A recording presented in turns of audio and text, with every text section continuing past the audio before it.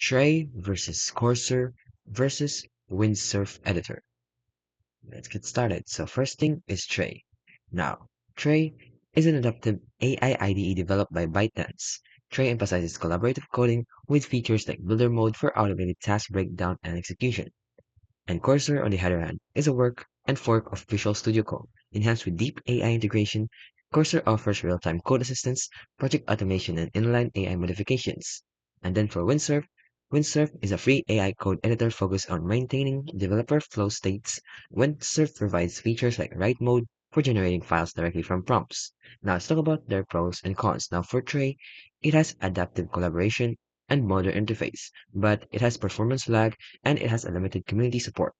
Now for Cursor, it has deep AI integration and it has enterprise adoption. Though it has a subscription, which means you have to try a free trial and then pay a subscription. And then it also has an overzealous AI assistance, which finds and make unsolicited changes. Now for Windsurf, well, it has free access and it offers flow state maintenance. However, it has reliability issues and the performance has some delays. Now, in conclusion, choose Trae if you want to choose an excels and team environment where task breakdown executions are paramount. And then Cursor stands out with its deep AI features and is gaining popularity in large organizations. And Windsurf offers variable features without the cost, though it may come with some reliability trade-offs.